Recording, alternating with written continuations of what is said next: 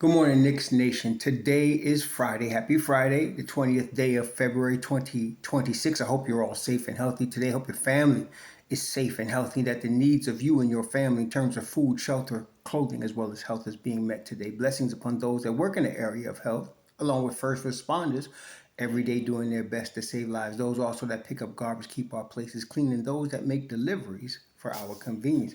Double blessings on the men and women trying to help rescue, deliver, and recover teenagers and children victims of child molestation and pedophilia. Those trying to help rescue those that are victims of prostitution, child pornography, human trafficking, and sex slavery. Double curses on all the perpetrators, perfect profiteers, and perverts that create the demand that cause all these industries to exist. Finally, double blessings on the homeless, more than 700,000 men, women, children, families, senior citizens, military veterans, homeless in the United States of America. Blessings upon them, for theirs is a kingdom. There was a basketball game at Madison Square Garden in New York last night. The New York Knicks lost to the Detroit Pistons 126-111. Detroit's a problem. At this point, Detroit's a problem. And the thing is, the problem is there. And when you're in the elite class of NBA teams, which the Knicks are, it doesn't take a lot to get an edge over another team. We mentioned this yesterday.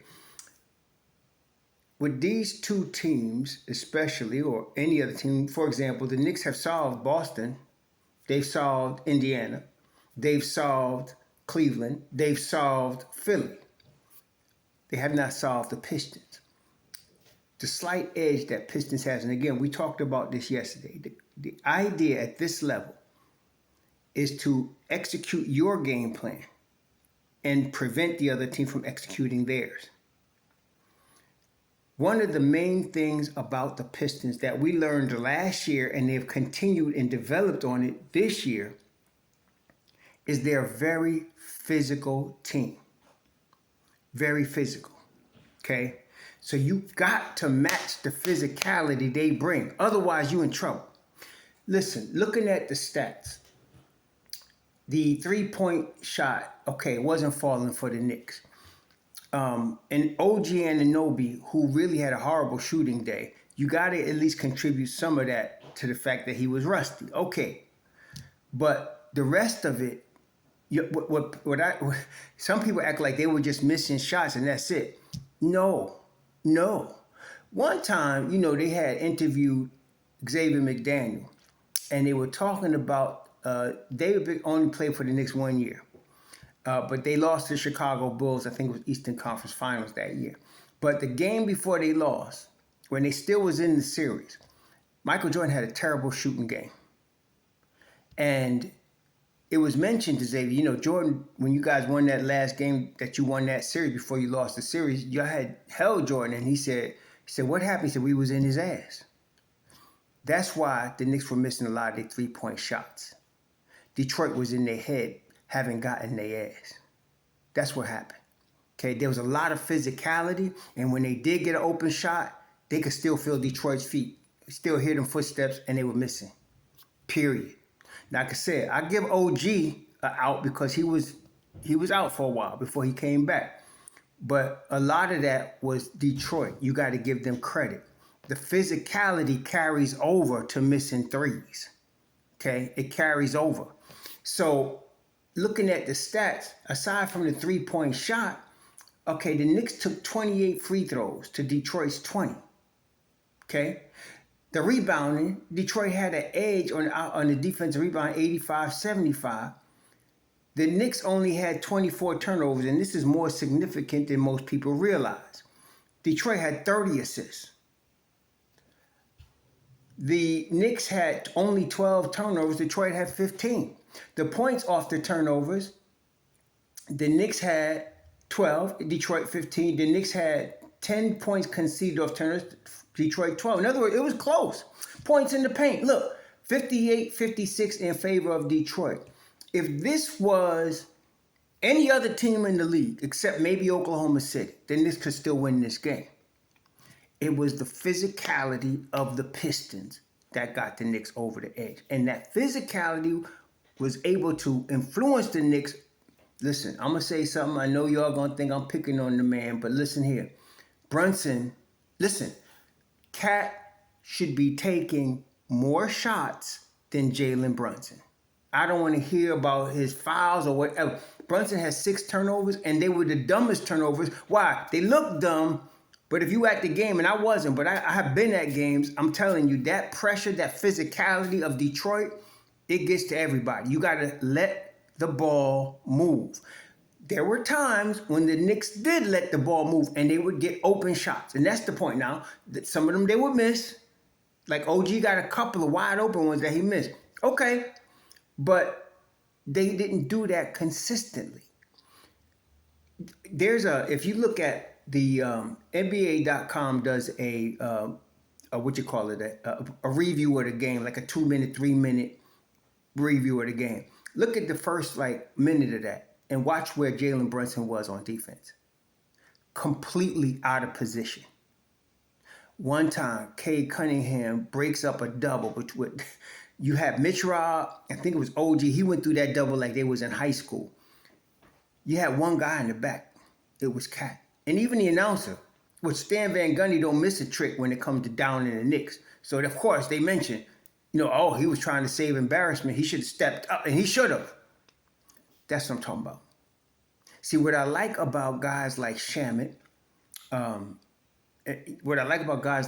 or Alvarado, they'd rather foul you than let you have a shot like that.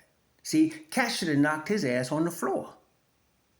Trying to get the ball. Not saying knock him out, but I'm talking about go after that basketball, try to block that shot, and if you foul him, you just foul him. But that's indicative of the game.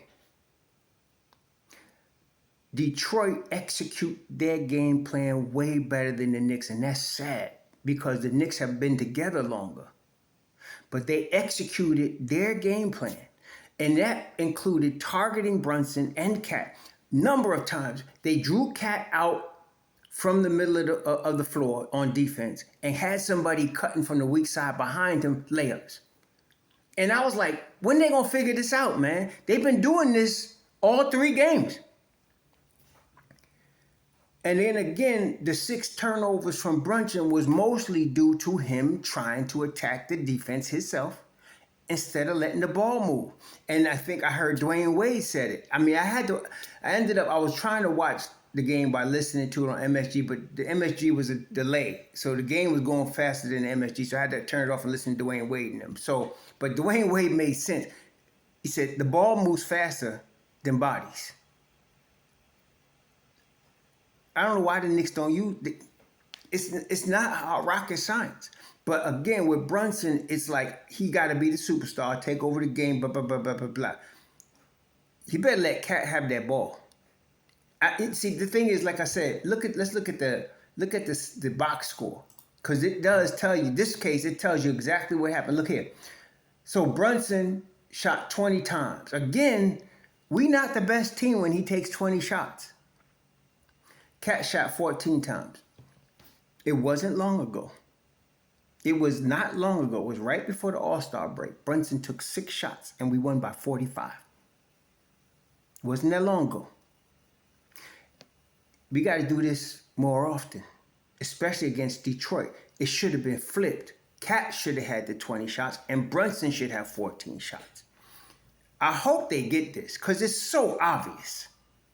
The stat is so obvious. 20-3 when Brunson takes less than 20 shots. That's an obvious stat, isn't it? So, and then look, maybe he was experimenting. Okay, I give Mike Brown, again, I was telling y'all yesterday, sometimes they just experimenting to see what they're going to use later on. Okay, so you get another wing stop in Sohan and Diawara. Okay, how you going to play Sohan 10 minutes and Diawara 9 minutes? The hell are you going to get from that? And you playing Brunson 38 minutes. And you playing, what? No, man. I could get the Landry Shamet 28. I get that. But damn, you want some defense or don't you? That's what I'm saying. So maybe, Brown was trying to experiment. I don't know what he was doing. He know what he's doing. But I thought you should have had Sohan and Diawara tag teaming on Cade You should have had them out there together. When it was Sohan, Alvarado, Mitch Robb, Shamit, and I don't know who the fifth guy was. That's when they started making a run.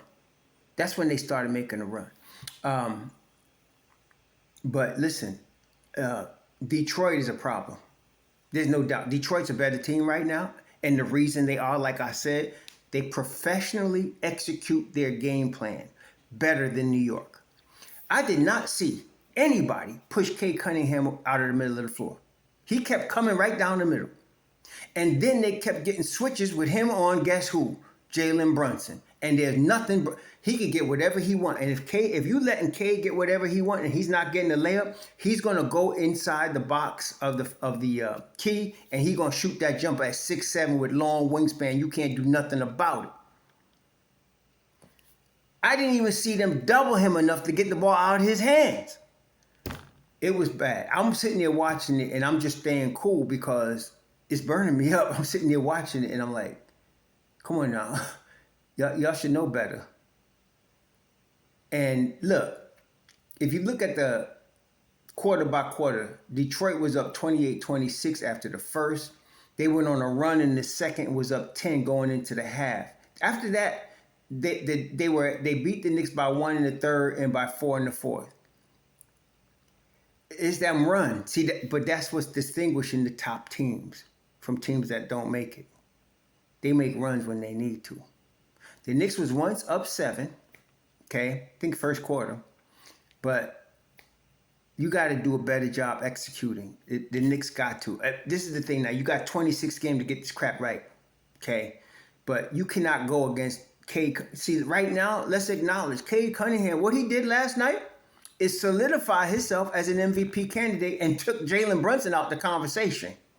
That's what he did. See, the media will push, well, Jalen had 36 points and 8 assists. And no, man. That don't mean nothing. Somebody asked me yesterday, you think Jalen Brunson can average 10 assists? I don't give a crap if he averaged 1 assist. Can we win?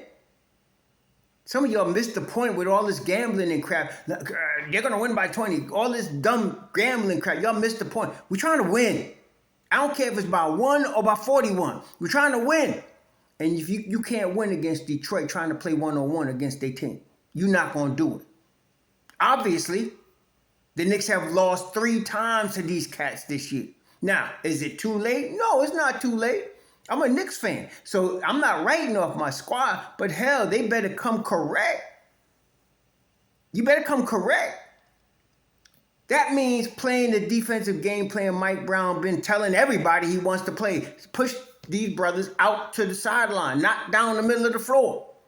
First or second possession, I think it was Tobias Harris had the ball on the right sideline with Josh Hart guarding him.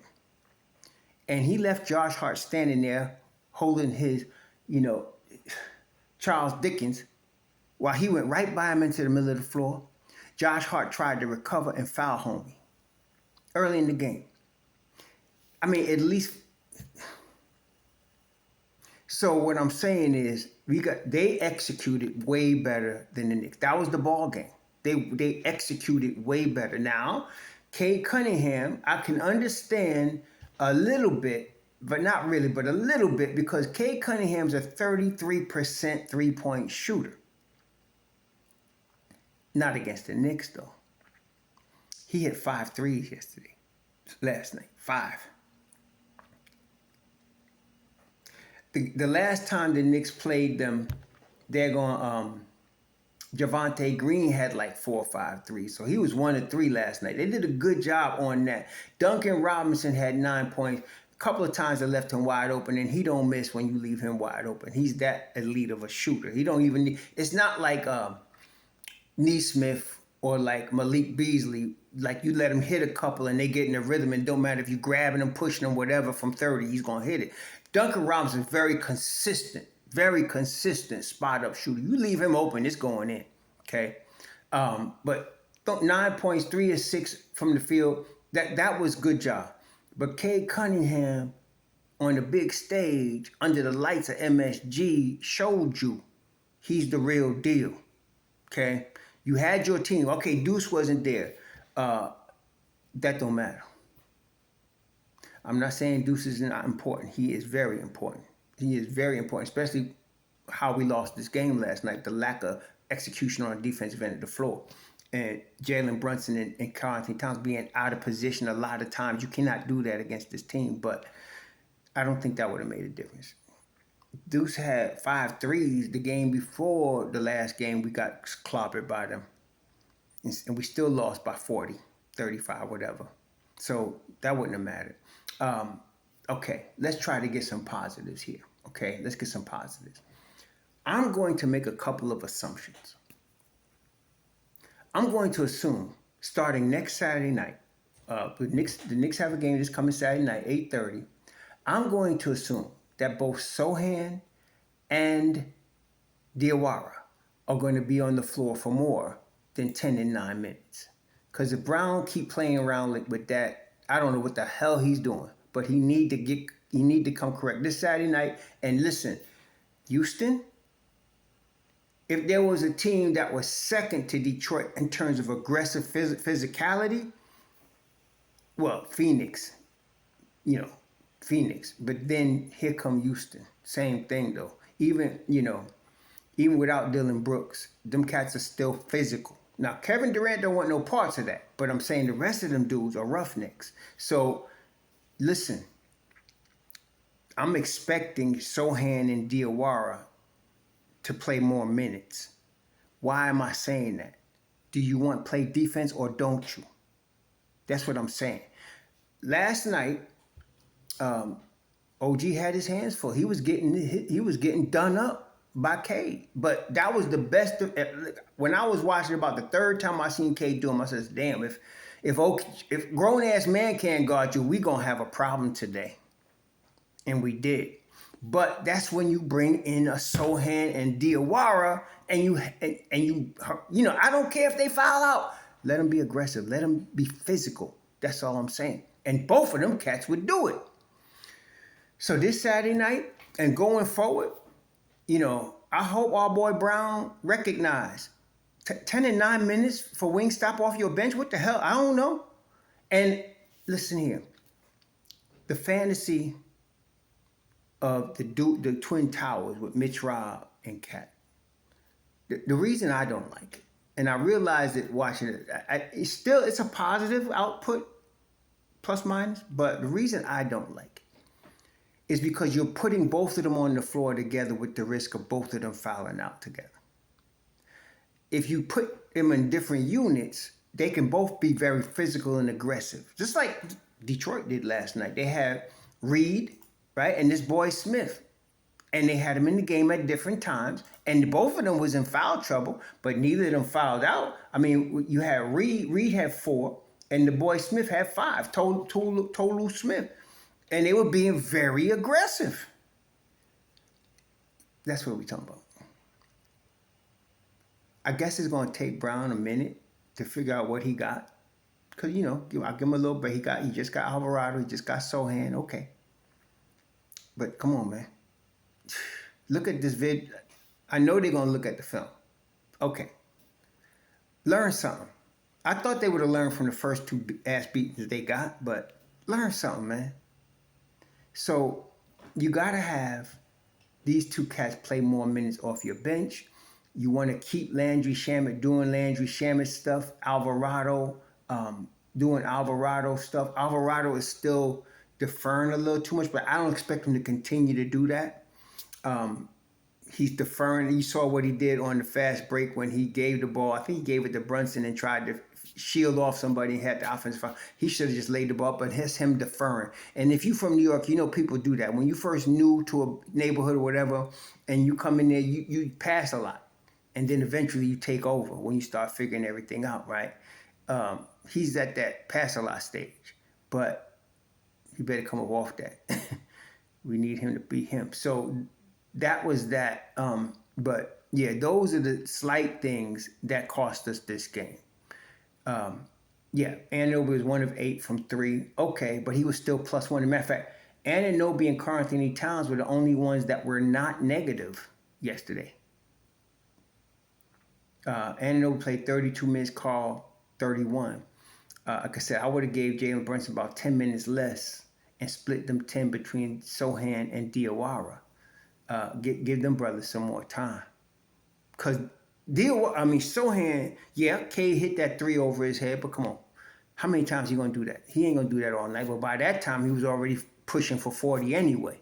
So it was going to happen. But I want to see more Diawara and Sohan until Deuce come back. Okay, when Deuce come back, Diawara's minutes going to get cut. I get it. But for now, use that young boy. You got to. What else you going to do? Okay? Now, as I mentioned, Huporty, Clarkson, Colett, DMPCDs, you're going to see a lot of that. And no, you can't use them. Last night, they had enough players.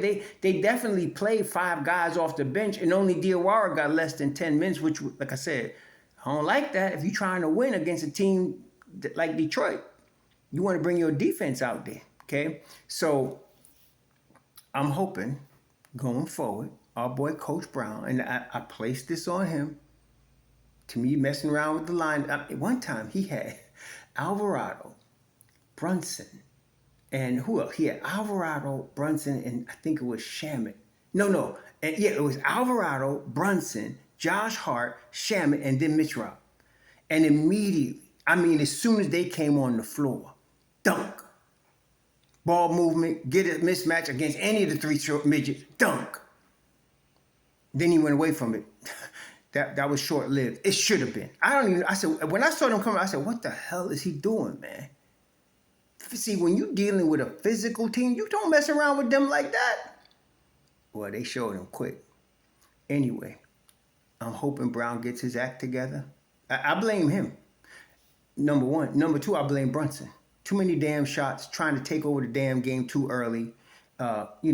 6 turnovers, that sucks. You cannot do that. You're supposed to be all NBA. Come on, baby. You cannot do that, okay? And he should know that by now. How many times do we have to lose games because of that? For him to understand that? I don't know. But I give Detroit credit. They executed their game plan. They beat the Knicks' ass.